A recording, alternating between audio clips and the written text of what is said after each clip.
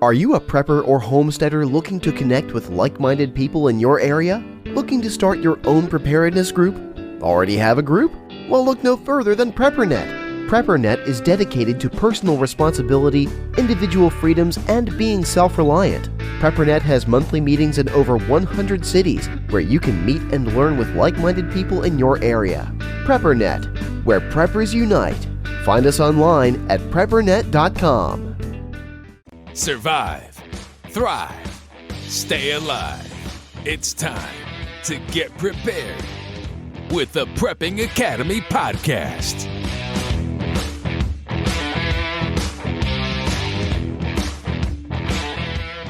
Hello, everyone, and welcome to the Prepping Academy podcast. This is Patrick in for Forrest today, as we will be discussing the impact of Hurricane Helene and some prepping lessons learned from that. This will likely be a multi-part series covering the events at Prepper Camp, some of the relief efforts afterward, and lessons learned. Normally, you would find me discussing communications, and there will be plenty of communications things to discuss related to the hurricane, but this will be a sort of after-action report covering the experience of Forrest, Beth, and Pistol Pete at Prepper Camp. I'm blessed to have the three of them on here with us. They are a wonderful part of PrepperNet. I want to take this time to encourage everyone to remember the people in Eastern Tennessee and Western North Carolina that are still recovering from the impact of the hurricane. It is not over yet. They are still and will be for many months and years working to restore Western North Carolina and Eastern Tennessee. So if you can do anything to help those folks as winter is approaching, I would encourage you to do so. Don't forget about them because the news cycle has moved on to more interesting things. That being said, I want to welcome Forrest, Pete, and Beth as we talk about the events of Prepper Camp.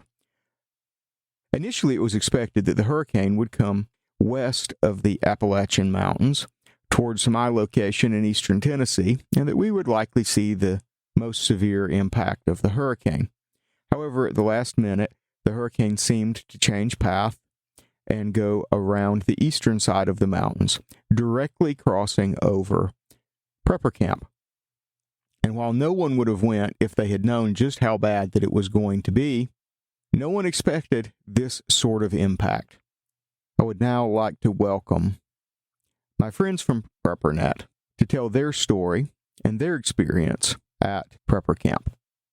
Tell us a little bit about your thought process and kind of how you ended up there and stayed and all the things that went on there, because you guys literally went through the eye of the storm, I think. I mean, I can speak to my thought process of why I went, knowing the hurricane was coming. It's just another weather event that we hear so much about, and it's up in the mountains. And who would have thought that it was going to amount to anything? So, we went up. I did not stay in Tent City where I normally stay. I was in a camper shared a camper with a friend of mine, and she and I were along a tree line, which was, in hindsight, a really dangerous place to be. But we went because we never thought anything would actually happen. I'd agree with that. When I left, the hurricane was supposed to be, or what was left of the hurricane was supposed to be headed west of Knoxville, and we did hear that it was maybe moving east a little, but we didn't realize it was going to go. I would not have gone to Prepper Camp if I'd have known the eye was going right over Saluda, North Carolina. I mean, I'm all up for an adventure, but not that much adventure. It was lucky that nobody at the campground was hurt, or it was like we had a bubble of protection over us. Compared to the surrounding community, we were really well off. So Forrest, not so much, though. Usually a hurricane hits any part of the coast of the United States, the mountains are so isolated, so far away, and they usually just get a little bit of rain. The only time that wasn't the case was when probably 30 years ago when Hurricane Hugo came through, which was a huge one. It came through Charlotte, went up the mountains, a lot of damage. But you when you talk about hurricane, people in the mountains, even in Charlotte, we really don't prepare for it because it really never affects us. So when there was a hurricane hitting Florida, we didn't think anything of it. Usually it would be downgraded to a tropical storm by the time it would hit Georgia. And then in the mountains, we would get a little rain and a little wind. And that's how it is 100 years in a row until, this one came. So it was a once in 100 years event. So a lot of folks don't really know the timeline of what happened. It was in some ways a couple of days from somebody who was kind of sitting on the perimeter of this before we really knew what happened in some of the worst hit places. Because first we started hearing about things on the fringes. We heard about Asheville, and we heard about some of the things over in Swannanoa where it was hit really, really bad. And over on my side of the mountains in Irwin, we were seeing the flooding, and we were seeing videos of people being rescued by helicopters, and we were seeing the Pigeon River wash I-40 out and flood downtown Newport and those sorts of things. But we really didn't know what was going on upstream. You guys were kind of in the dark completely because cell phones went down. I know when I tried to text a couple of you that morning, I never got a response. And when I tried to call, it went straight to voicemail until Beth sent me a note via her Garmin and Reach, satellite communications for the win on this one. So what was it like for you guys in that first, I guess the rivers kind of peaked sometime late morning. What was it like in those hours from when the storm hit in the middle of the night until things kind of got the worst on into the morning when people really started figuring out what was going on? Did you guys have any idea what was going on outside of the camp you were in? Did you think you were in the worst of it? Did what were you guys thinking on that front? Okay, well, again, so I was not in Tent City in a tent. So they had a very different experience from me. We had the high winds and everything, and I still was clueless that so much was happening around us and just protected, a hedge of protection that we didn't get hit by a tree. But in the morning, immediately we started listening to the repeater and on Mount Mitchell and finding out a lot more things were happening. And one of the other campers had actually a TV, like just in a briefcase, this old-fashioned TV with an antenna outside. And we got 3 local stations. And we were watching and just not believing that what had transpired that night and that morning. I knew my family would be really worried. I sent out those Garmin inReach texts to my family, and they responded back and forth. So that was a huge relief that nobody was sitting there worried what happened to me in Saluda. But I think both Forrest and Pete had a very different experience of that night and that morning. That night was, I didn't get any sleep in the tent. I had a tent set up, and it was backed up against the woods, and it was facing a little path that went up through Tent City. And I had stretched out, my wife had bought this really ridiculously large tarp. And so I brought that and I stretched it out over the tent from the trees. I had it tied off to the trees, over the tent and over my canopy to the back of my truck.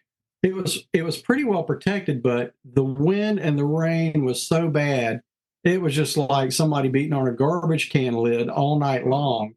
And you're in a tent, you hear everything. I could hear water running around me. And, like there's a little stream or something running beside the tent, which there was several of them, I think. And the wind was insane. And I want to say about sometime between 3:30 and 4 o'clock in the morning, it started sounding a lot like the Wizard of Oz out there. And I decided it'd be a really good idea to get out of the tent and get in the truck just to be on the safe side, because I felt like trees might start taking flight. When I got out, my tent was still standing. My canopy was still up. I think I had sent Patrick a text or something, and it was right before the cells went down. I actually had meant to send it over to the other side of the campground, let them know we were still alive in Tent City, but I sent it to you on I said, I'm not a morning person. I had no sleep. I sent that, and immediately after that, I guess the the cell tower started dropping out, no internet service or anything like that. I guess when it started to get light outside is when I started my truck, and it was still all sideways rain and everything. And I heard Beth on the radio asking if we were okay in Tent City. I said, yeah. I said, I could see some canopies down. She said, is your stuff still up? I said, yeah, I think so. And I turned around and looked, and my canopy had collapsed. It was brand new. I just opened it up. So I sat in the truck. I ran the truck for a while. The radio was in the truck, and I thought, let me see if I can pick up anything with my mobile radio in the truck. I tuned around, and I heard a repeater, and I knew it wasn't the repeater. It was not the repeater I had programmed in. I had programmed a repeater in Goldsboro for that channel, and it was the same frequency as another repeater in Western North Carolina. I just didn't have the input tone for it. I was pretty shocked at some of the stuff I was hearing on that repeater. A tree had fallen on somebody in their truck and broken their back. They were trying to get him medical attention. I know a lot of folks probably saw the video I posted on YouTube where the audio from that is on there, where they're trying to get him help. That guy actually reached out to me on YouTube and let me know that he was the guy that the tree fell on. He's still alive. It did break his back, and they have had to fuse his back together, but he's just grateful to be alive. It was an amazing thing to hear that on the radio. And that repeater eventually did go down, I think, because it was on emergency power. And that's when I switched over later on to the Mount Mitchell repeater, which never stopped. I mean, that thing was just amazing, amazing. Everybody in Tent City seemed like they had some kind of damage or destruction to their canopies, although the tents somehow seemed to stay up, although a few of them may have gotten flooded out a little bit. And it was a very tiring night, and it was I felt like I was kind of exhausted during the day. And of course, it's that Friday. Some people are still trying to come in there. Most of them are getting turned around. I don't know how, but a couple of people did show up. They stayed there. We had a couple, I think one person left early and everybody else stayed. We all kind of banded together and helped each other out. If somebody needed a radio programmed and somebody would have a cable they didn't have, or somebody needed a battery charge, all that stuff, we all sort of helped each other out. It was a situation where, because we didn't have as much damage at that campground, it was hard to believe. It was hard to let everything sink in as how bad the damage was everywhere in Western North Carolina. It was just amazing. That is such a crazy story about all the things that were going on surrounding everybody, and just all the different pieces and parts, and frankly, how lucky you guys really were, considering all the other damage around. And I know Forrest wasn't quite so lucky. He made it out unscathed, but had a little bit of a scary incident I heard about. So, Forrest, what happened at your place? I was 6 miles south of Saluda in a town called Tryon, and I was staying in a Airbnb. I know everyone's going to laugh at me, but when I go to camps like Prepper Camp, I teach a couple classes, and then I talk all day, and I meet people, and people have questions, and I get so just tired. I've decided when I do that not to camp in a tent anymore. It's just my preference. So I was staying in that nice Airbnb 6 miles away, and I had television, and I was watching and keeping up, and around 5 a.m, heard some things in the woods going on, and the wind was just blowing. And around 6:45, I was laying in bed, and I heard this massive tree just break. And you can tell when a tree's close, and you don't know how close until it hits the ground. It hits the house you're in, then it hits the ground, and I don't know, but your butt puckers a little bit. And you're like, what was that?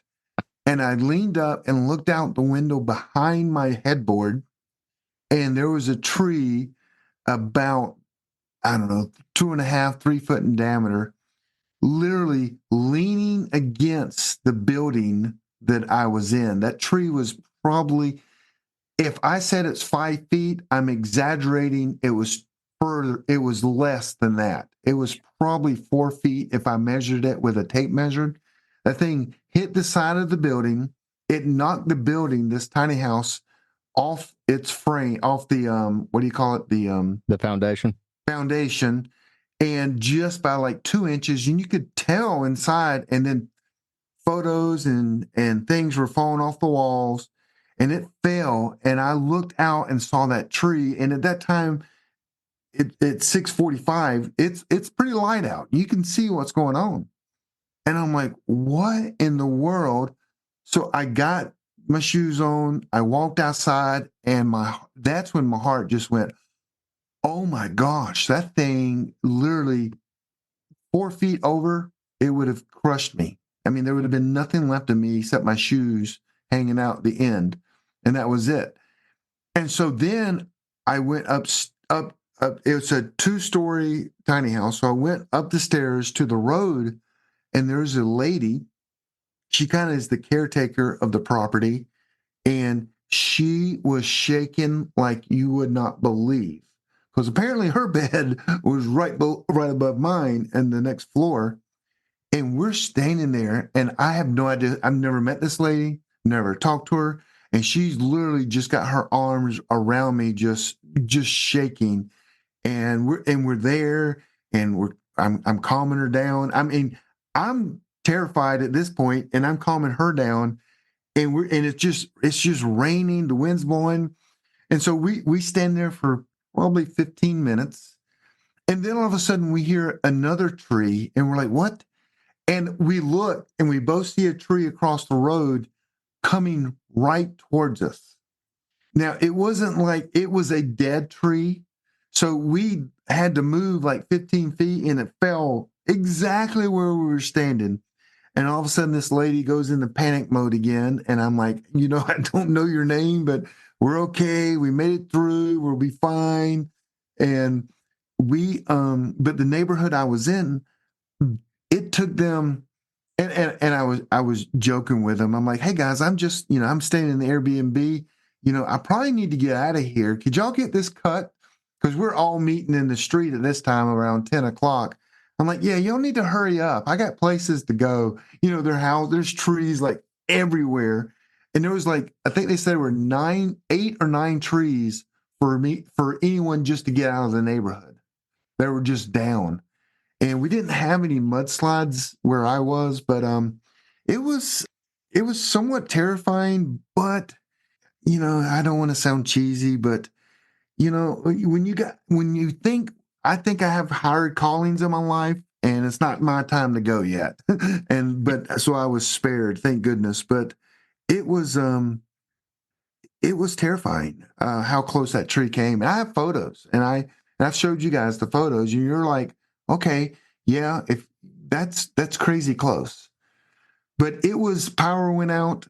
I had TV, through my and then the internet went out, and I had no communications whatsoever at this point, except my ham radio, and I couldn't connect to anything. I didn't even dream about hitting the Mount Mitchell retreat. I just don't know why. It didn't even come to my mind about hitting the Mount Mitchell repeater, but I had my radio, and I'm like, what am I going to do? What? And so I just literally because as soon as it came, it left. I know that sounds weird, but the wind where I was started around big time around 3, and by like 8 in the morning, it was gone. Sun's out, coming out, and it was gone. And all the damage was done during that period of time.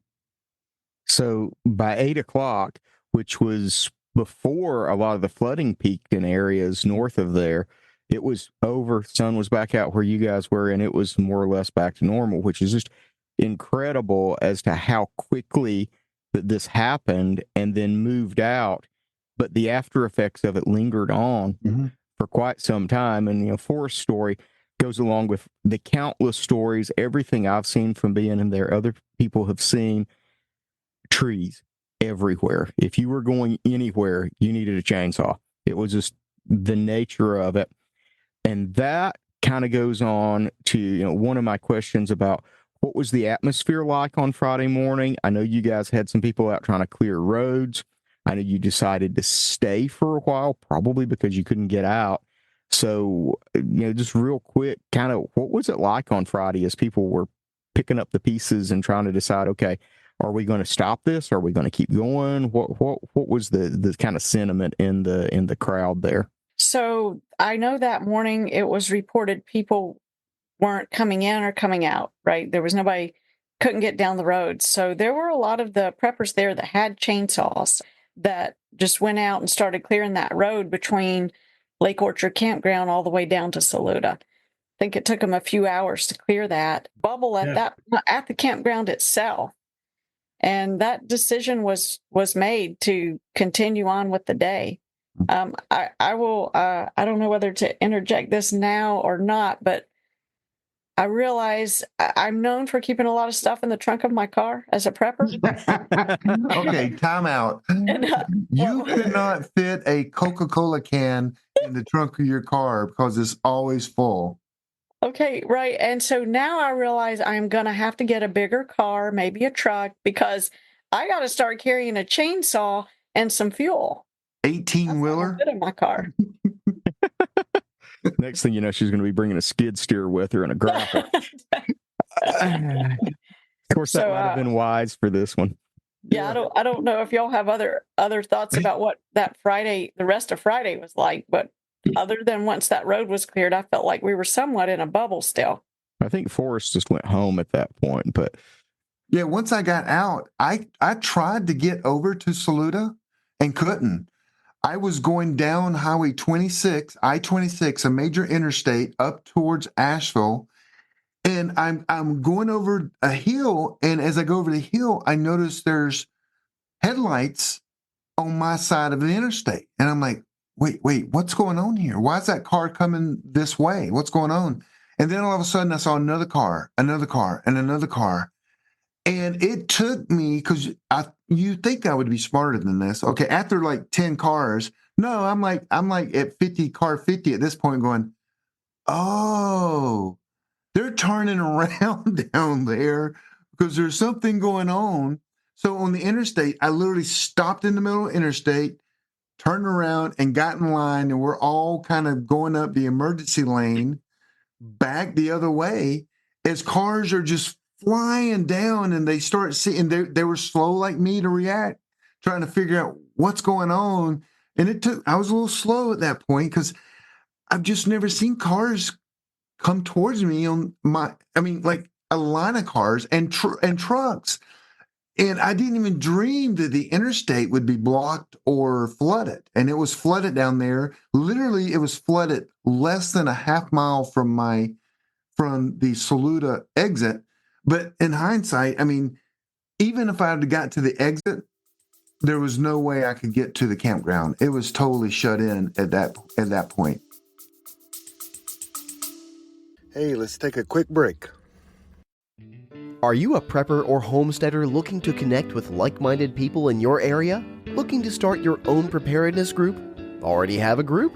Well, look no further than PrepperNet. PrepperNet is dedicated to personal responsibility, individual freedoms, and being self-reliant. PrepperNet has monthly meetings in over 100 cities where you can meet and learn with like-minded people in your area. PrepperNet, where preppers unite. Find us online at PrepperNet.com. That's right. They did have trees down on the roads going to and from the campground. It was still raining when Steve from the Atlanta City group came up to me and told me that he had stayed in his truck that night. He had left his ignition on, so his battery was dead. One of the other campers tried to use a jump pack, but that didn't work, so I drove down there. I didn't even get out of my car. I just popped the hood and let him look it up because it was sideways rain, and I was wearing my duster that was already like 30 pounds heavy with rain. Steve, to his credit, he didn't bring a chainsaw, but he went out and found one. He borrowed a chainsaw and went out and started cutting stuff up. I don't know where he was cutting stuff, but he was cutting stuff up. And I think there was one or two other crews of people from around there that were out on the road just trying to get one lane open so that people could get through if they had to. You know, everybody checked on each other around Tent City, and almost everybody got some kind of water, even if it was minor. Charles and Ashley had a small little pond in their tent. It was, they gave me a list of things that they did right and did wrong, sort of an after-action report on their campsite. And one of the things that they said they did right was bringing a cot. They also had two different power sources. They had a solar panel and one of those little mini inverter generators, the little 1,000-watt ones. All in all, we weren't in that bad a shape. The cool thing about that day, I think, was I set my radios up, and of course, I made HF contact with the little Xiegu G90. You got my traffic from Comstat, I think it was, on JSA. The cool thing about it was, first off, I found something that was not set up correctly, and that was my VRM. Fixed that as soon as I got home. The other thing was, I was impressed that I was able to make it out of there with a QRP radio and a crappy antenna. That was pretty impressive. I was impressed with the satellite technologies that was there. Beth's inReach was pretty cool. And I think 3 different people out there had Starlink at the campground. We have better communications than the county we were in and the surrounding counties. When it really, for a regional grid down disaster, I really saw the value of all that technology, and I include the HF and the 2-meter stuff that was going on, because it never stopped. It just kept going and going. I think Charles and Ashley camping over for me, I really kind of browbeat them into studying for a technician exam. And since we gave the test out there, Ashley became a new technician class ham operator. So I was really happy that we had some sort of silver lining throughout this thing.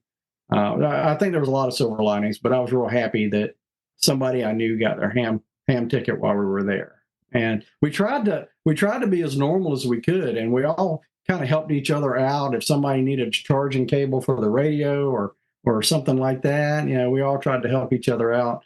But we were kind of isolated in there, and nobody. I was amazed that a few folks actually did make it in on Friday, but they couldn't stop and fill up with gas when they got into town because the line was ridiculously long at the gas station, the one that was running, because they had a generator.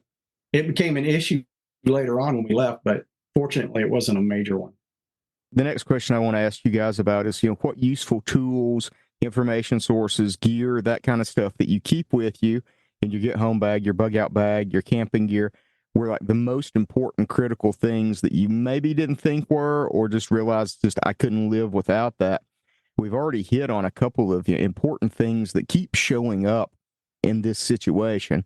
Starlink, satellite communicators, those were all over the place and everywhere throughout this emergency, and really proved their worth in getting information and that kind of thing in and out. I know even in a lot of areas, Western North Carolina, the Viper, the state radio system, was offline. They were having to bring in portable sites. We had that problem in Tennessee with the TACAN system as well. And you guys with HF radio, being on Mount Mitchell, having Starlink, being able to monitor over-the-air TV even, and having power to run all of that stuff, put you probably almost on the scale of some counties' emergency operations centers. You guys were very squared away on that front compared to a lot of people that really had no clue what was going on. If you guys have, obviously chainsaws, everybody needed a chainsaw. You were looking for chainsaws. what other tools, gear, supplies, stuff did you guys find super useful? I know at one point y'all were just sitting around, watching YouTube on Starlink and eating steaks while the rest of the world burned. But, hey, that's what prepping is about. It's about, maintaining a sense of normalcy when everything else is not normal, because you're ready. I'm just going to start at the bottom of the list again with Beth. Any thoughts on that stuff while Pete stops laughing? Yeah. So I am always in the habit of, if my car, anytime I get somewhere or arrive somewhere, I immediately fill up my gas tank. And anytime my tank is on half empty, to me, that means empty. I fill it up. But after this, I realized, and I did not have a problem with fuel getting home, but I could have. And one of the people traveling in my party, we were caravanning, she was desperate for gas. So I think something else that I would probably consider when I get that bigger car is carrying some fuel, 5 gallons, of fuel with me. I think that would be beneficial. I think we were pretty squared away with everything else, like you said, which is preparedness and being able to get through incidents with normalcy. At some point, I'd like to touch on misinformation, and I can share some things with that there at Prepper Camp and some of my post relief efforts. Yeah, I'll swing back around to that maybe. Yeah, if you want to actually, just on the side of Prepper Camp, because there's a lot of stuff after things develop into the relief side we can talk about on that front. But for as far as just Prepper Camp went, what kind of bad information, misinformation, misappropriated information was running around there? So, I really only have 2 minor incidents, but the thing about those is it made me really start thinking, how do you trust what you're hearing? And it's not on purpose necessarily, it's people's perspective. So there was a lady camping a few spots up from us, and she was talking to another PrepperNet member saying, "Don't come, the whole campground's flooded, it's over the top of my boots. You can't even walk through the campground." Well, I was standing near her. The rain wasn't over the top of her boots, but that was her perspective. That was the information she was giving out. And you can see how it's hard to know what you're hearing is true or not. Another incident was one of our PrepperNet people's perception was that Prepper Camp was very well attended. Well, I looked and I thought it was not well attended. There was hardly anybody there. Nobody could even get there. These there were some more, but these 2 little minor incidents just show you how misinformation gets out there, right? And then how do you know what you're hearing's accurate or not? Absolutely. And, with those things from somebody on the outside, out of the mouths of 2 or 3, let it be true. You want to find several independent sources for that kind of information that all match up, because one person's perspective may be different. So, Pete, what were your thoughts on all that stuff? Did you bring enough fuel? Did you have enough zebra cakes? Did you have, all the stuff you needed? Hey, let's take a quick break. Are you dreading the holiday season's impact on your wallet? Discover the secrets to surviving the holidays without going broke. This new free guide now available for you is not just about pinching pennies. Uncover these secrets to balance frugality with generosity. Keep Christ at the center of your celebrations and create meaningful memories, all without breaking the bank. This free guide is your ticket to a joyful, stress-free holiday season that doesn't sacrifice your financial future. Unwrap the gift of financial wisdom this Christmas. Receive your free must-read guide at AskRalphPodcast.com/guide. That's AskRalphPodcast.com/guide. So whenever I travel, and just for the record, I wasn't driving an economy car. I drive a gas guzzler. I have a Toyota Tundra. It gets 15 miles a gallon. As soon as I got into town, I filled it up. And I got there on Thursday so people have a frame of reference for when I got there. There was one guy filling up a bunch of extra tanks. He was preparing for bad weather. And I thought, well, okay, he's one of my people, but it's probably not going to do anything by the time it gets here. And I'm sure he was really glad he filled those things up. He probably did need them. The range of my truck, if I have a full tank of gas and I take my normal route, I can go from Saluda, North Carolina to Wake County. It's not a problem. We didn't take that route back, but I was still able to make it all the way, to the gas station by my house before I had to fill up. And it was not good to try to get gas if you were within, I don't know, 60 or 70 miles at least of that impact area, because there were so many lines for the gas stations that were open. I don't want to move to the end of the line of the event there, but that was just one of the things, that habit of filling up the vehicle every time I go somewhere, I think really paid off. One of the things that might have been more helpful is if I'd have brought a larger capacity battery, because once mine ran dead, I didn't feel like recharging it. I was already hearing so much stuff on 2 meters. I didn't want to keep monitoring HF with that QRP radio with the crappy antenna that kept falling over. At least when the wind stopped it, it wasn't so bad. But yeah, it was neat. I think I was still able to hit 6 stations. I know I got you in Tennessee. I think I got another 1 or 2 stations in Tennessee. I hit 1 or 2 in North Carolina, and I think I hit another one that was either Georgia or Alabama. Not a really good turnout for what I'm used to, but under the circumstances, I'm not going to complain. As long as I could hit one person, I'd been happy. The thing was, I couldn't contact my family at first to let them know that I was, in fact, okay. So I sent messages 3 different ways, and it was good to be able to let everybody in the family know that I was okay, and that I was just going to come back Sunday like I had planned, because I figured roads wouldn't be clear anyway. Might as well stay there. And back to the steaks. There's no reason for us to let those steaks go to waste. So if Ty's going to offer steaks for everybody to eat that was helping him, it would have been rude to turn that down.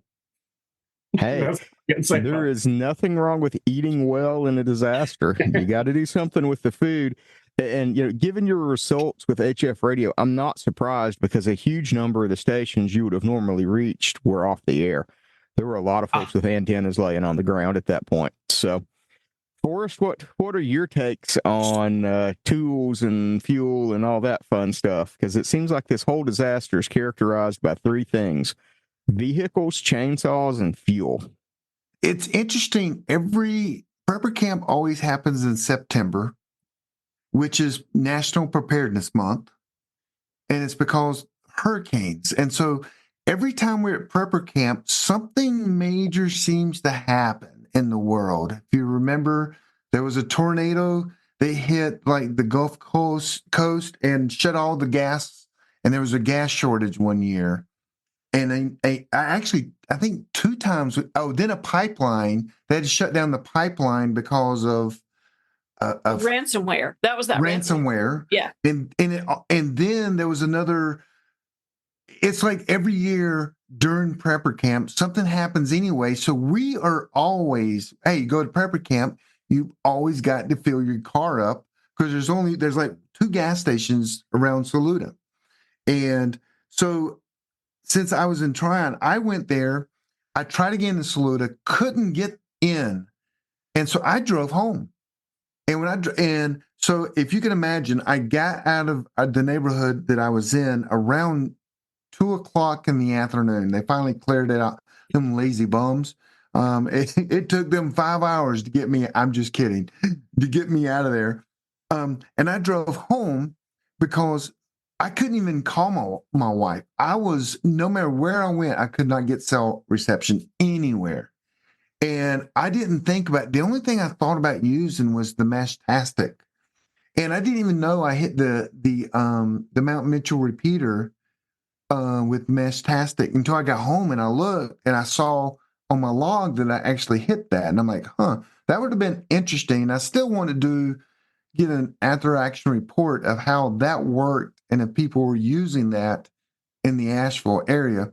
So I drove home, slept in a nice bed, and I could see everything that was going on. I saw everything that was just amazing. And I debated on even going back on Saturday. And I did because we had so many people I know at prepper camp. I thought I'm going to go up there and at least I need to be with them. I need to be around. It will be fun. We maybe do some work, some cleanup. So I went back up there and I took my chainsaw and some gas and some chains and some straps in case we need to pull cars out, all this stuff. So I'm sitting at Tryon again with the deputy and about 15 other preppers trying to get to Saluda. And the deputy said, yeah, you're not getting Saluda today.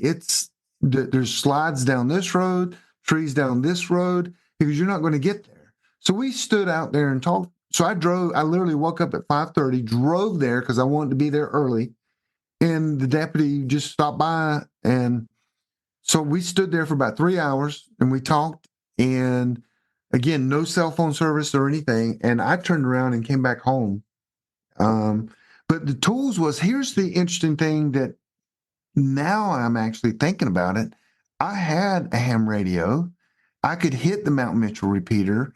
I had my bug out bag. I had all the tools with me, but I'm prepared for a real a real disaster or a real SHTF. And I didn't really know I was in one.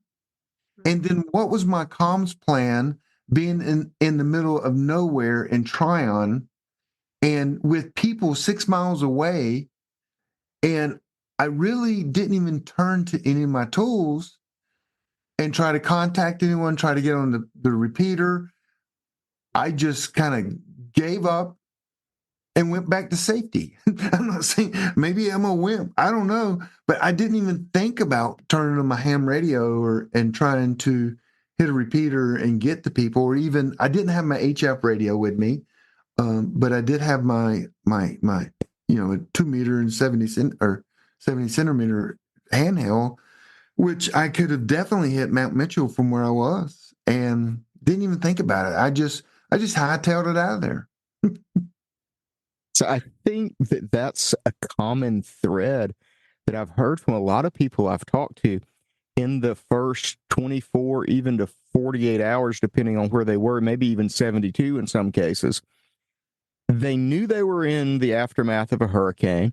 They knew they didn't have power. They knew they didn't have cell phones, but they really didn't know how bad of a disaster this was. They didn't know that this was a 100-year, 200-year, 500-year, whatever it was, event. They just knew that this was bad, and it probably hit worse where I'm at, because it can't possibly be worse anywhere else, right? Mm-hmm. So we saw that, and a lot of folks just kind of, if they had tools, it took them a few minutes to realize, oh yeah, this is actually what I've been preparing for. It's go time. Let's go. I know you guys have already talked a little bit about what the drive out on Sunday was like.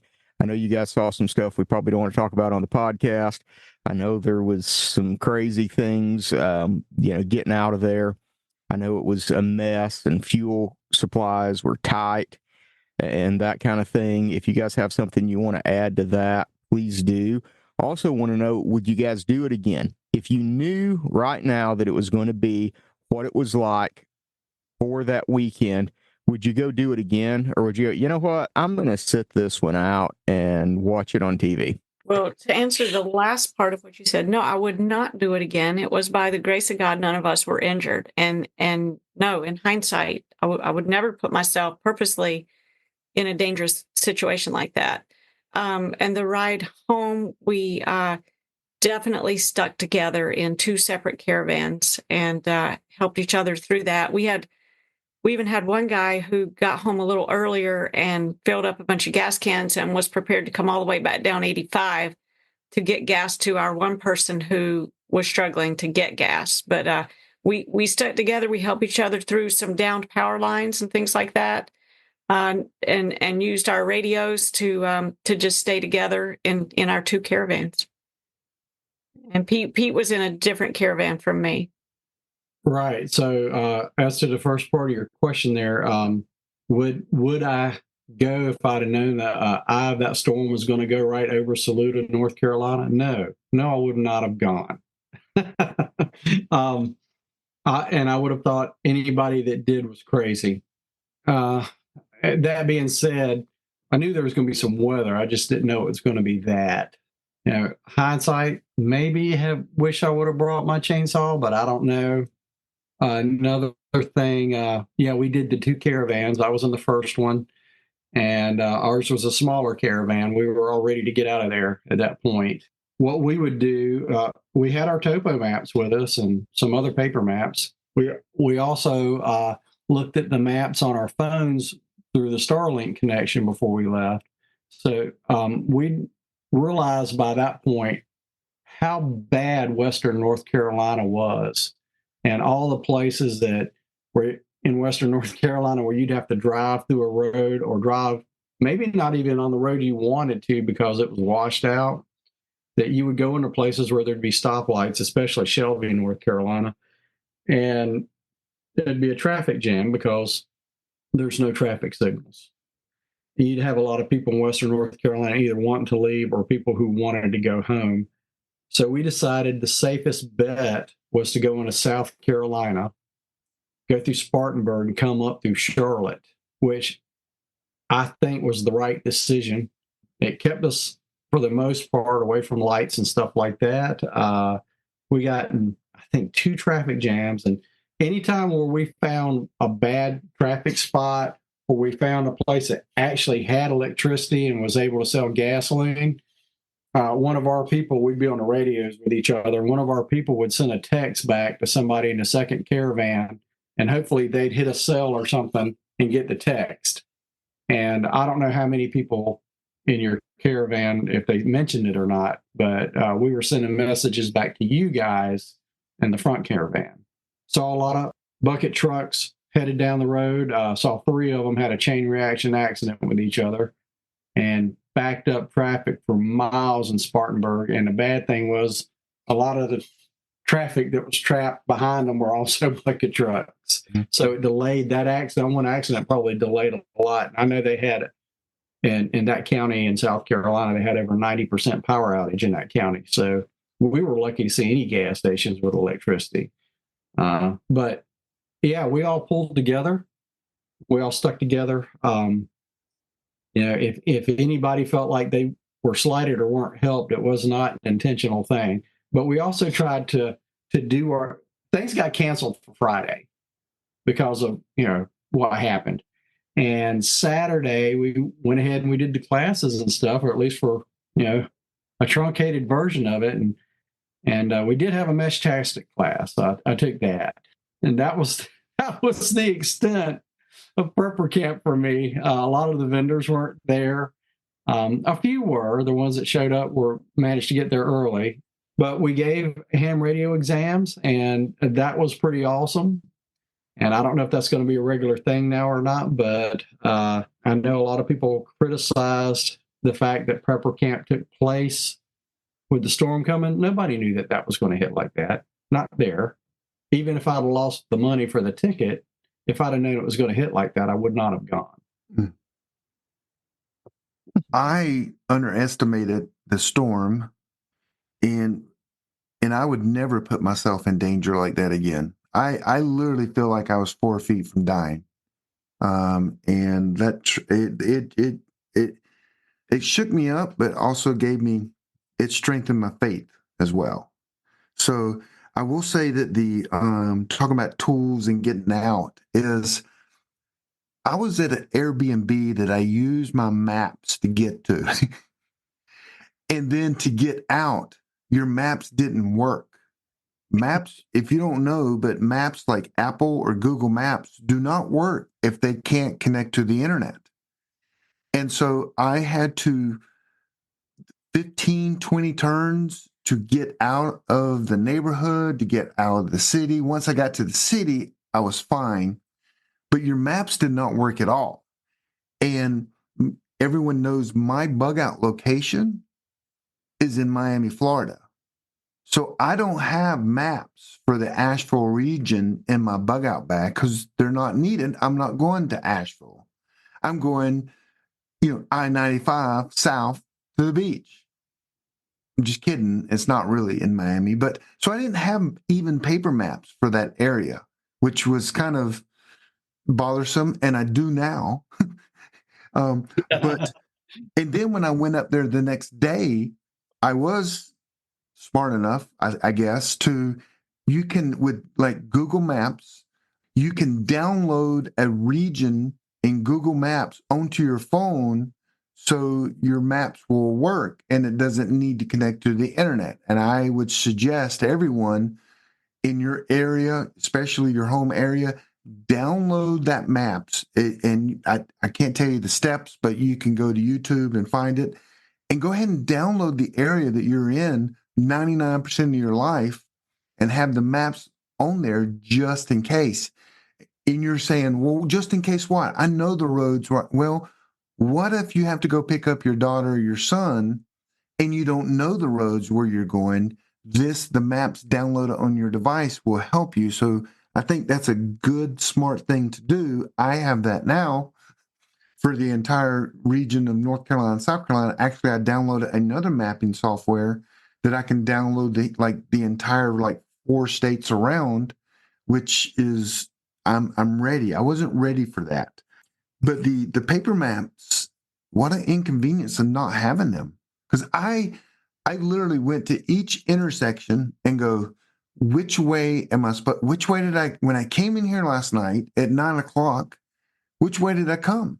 And I made probably 5 or 6 bad decisions and had to turn around because I'm like, oh, that doesn't look right. And I turn around because when you're following a map, you don't pay attention when you're following your GPS. But so I learned a lesson there as well.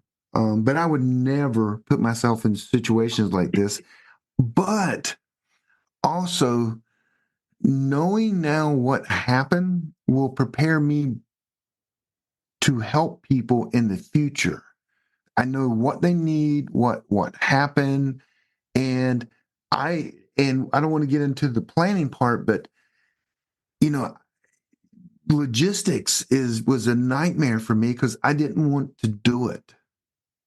And it was like I don't know if I put myself in that position of people wanting to donate things, and because one of the hardest hit areas is my hometown. And so when I got back here on Sunday, I'm like, oh my gosh, I see the videos and the stories and of a town called Spruce Pine, North Carolina. That's my people. That is where I grew up. And that's my friends. And I literally had one friend call my best friend here in Charlotte because we went to high school together. And this guy is not poor. He's not poor at all. I mean, he's top 5% in the county. He called my friend Tom and said, Tom, I need help. We have no power. Our food's gone. Half our house is washed away. We have nothing. Can you come and help? And when that call happens, you're like, what? And then you jump in the action, and we sent a truck and a trailer just for him. And he's somehow, Tom, I think it took Tom 7 hours to drive 2.5 hours once he got up there.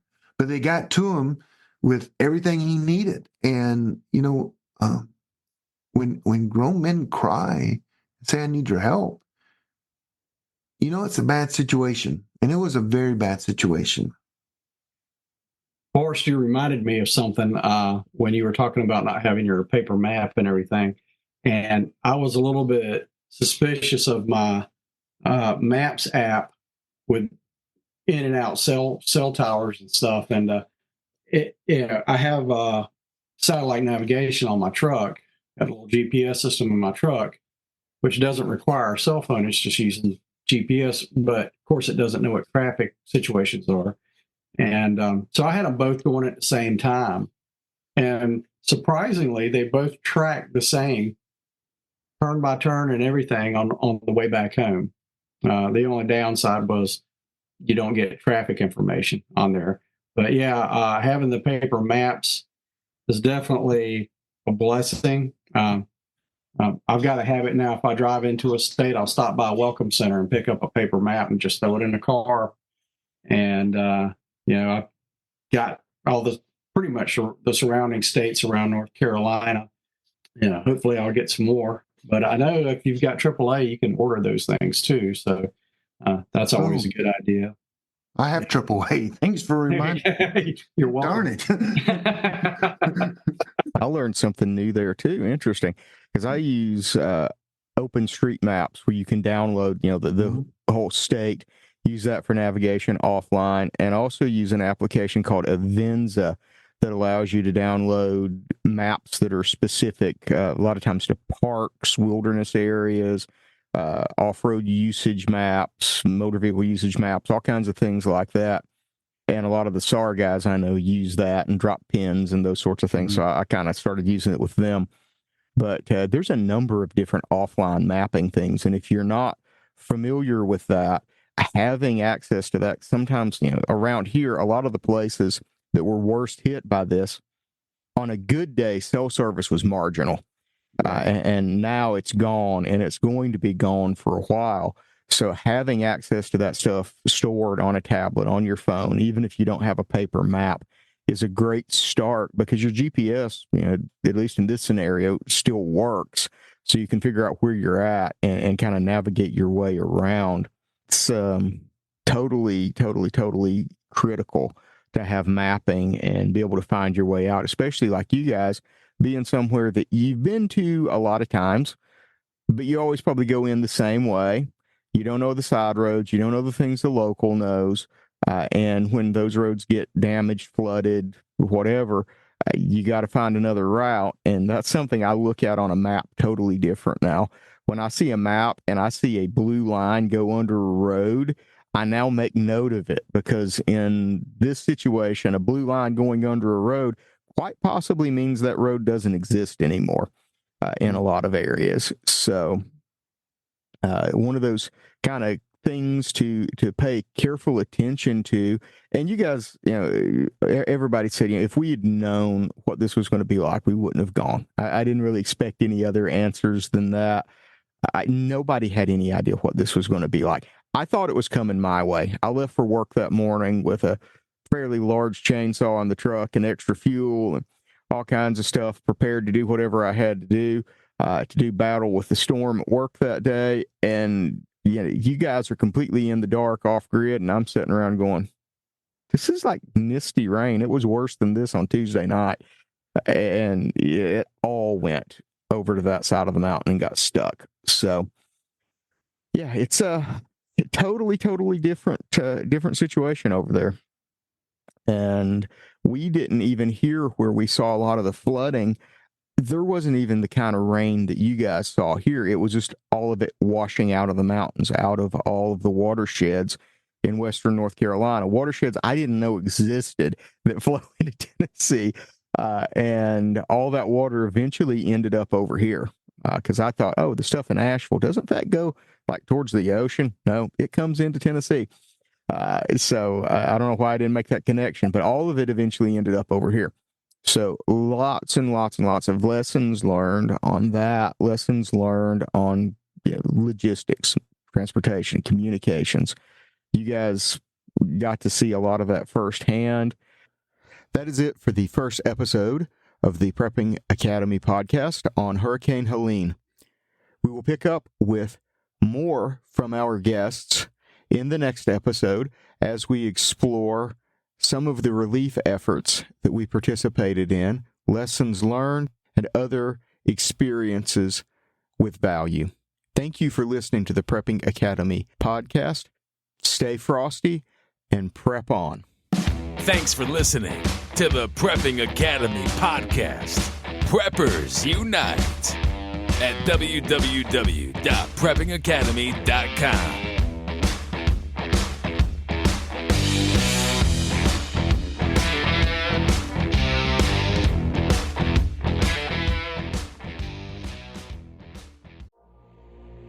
Has your data been hacked? Do you feel uneasy about the vulnerability of your personal information online? Were you involved in the Target, LinkedIn, or Microsoft data leaks? Don't know? If not, then pay attention. Join Forrest Garvin from PrepperNet for a free webinar on privacy and security. Gain insights into safe internet browsing, VPNs, crafting online aliases, secure emails, detecting if your data has been hacked, and managing passwords. Secure your spot today for this webinar on privacy and security. It's free. This webinar delves into comprehensive strategies for bolstering your online privacy. We've got you covered, from fortifying your passwords to shielding your financial information and mastering state-of-the-art encryption techniques. We're offering 2 convenient dates to suit your schedule. Reserve your spot now at PrepperNet.com/privacy. Don't let cyber threats erode your peace of mind any longer. Take the first step toward a safer, more secure online experience by joining us for our free webinar.